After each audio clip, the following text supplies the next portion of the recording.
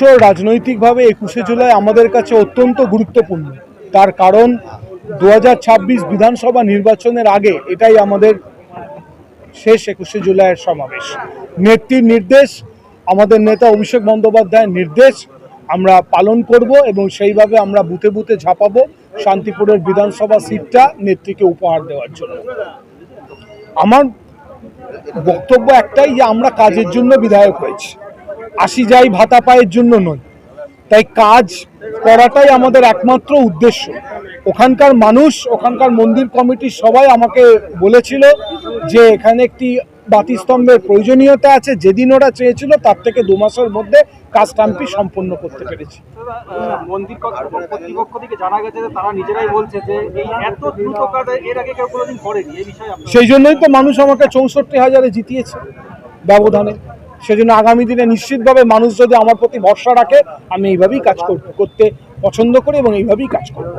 আরো একটি প্রশ্ন, যেটা আপনি কিছুদিন আগেই করেছেন, যে এখানকার সাংসদ যে তার বাড়ির সামনে যে একটা রাস্তা 10 যে NH 34 মানে পুরনো রাস্তা, সেটাও আপনি ইতিমধ্যেই টেন্ডার করে সব ব্যবস্থা করে দিয়েছেন। এই বিষয়ে যদি আপনাদের আমাদের স্টেট ফান্ড থেকে গলাইদড়ি বটতলা থেকে দ্বারিকানা স্কুলের পাশ দিয়ে একটা বড় রাস্তা হচ্ছে, প্রায় 1.5 কোটি টাকা ব্যয়।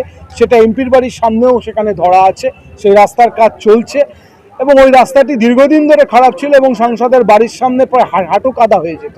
তো সেই জায়গায় কাজটা পেরে আমার নিজের ভালো লাগছে, কারণ আমার অঞ্চলের ভোটাররা ওই অঞ্চল দিয়ে যাতায়াত করে এবং পুরাতন NH 34-এর গলাইদড়ি বটতলা থেকে আপ টু কৃষ্ণনগর অব্দি, তার মধ্যে আমাদের এই অংশটা এটাও পড়ছে। এই জায়গাটা দীর্ঘদিন ধরে খারাপ হয়ে পড়েছিল, প্রায় 1.5 বছর ধরে দড়ি টানাটানির পরে অবসান হয়েছে এবং অ্যাডমিনিস্ট্রেটিভ অ্যাপ্রুভাল হয়ে গেছে, টেন্ডার প্রসেসে চলে গেছে। আশা করছি আমরা খুব তাড়াতাড়ি এই রাস্তাও পূর্ণ সংস্কার করে দিতে পারবো। এই রাস্তাটা অত্যন্ত গুরুত্বপূর্ণ, কারণ এখান দিয়েই কানলা, কৃষ্ণনগর, রানাঘাট, কৃষ্ণনগরের লোকাল বাসগুলি যাতায়াত করে। সেই এই জায়গায় এই রাস্তাটি অত্যন্ত দরকার, কারণ যে কোনো সময় একটি দুর্ঘটনা ঘটার মতো অবস্থা এখানে তৈরি হয়ে গেছে। আগামী 26শে যে নির্বাচন, সেই নির্বাচনে মানুষকে কি বার্তা দিচ্ছে? মানুষ উন্নয়নের পক্ষে থাকুক, মানুষ সম্প্রীতির পক্ষে থাকুক। আমরা যেভাবে সারা বছর কাজ করেছি সেই কাজের পক্ষে যদি মানুষ থাকে, আমার স্থির বিশ্বাস শান্তিপুরের মানুষ বিরোধী দলে বসবে। শান্তিপুরের বিধানসভার বিধায়ক বিরোধী দলের হবে, এটা তারা চাইবেন না। ক্ষমতায় মমতা বন্দ্যোপাধ্যায় আসছেন, এটা নিয়ে কোনো সংশয় নেই।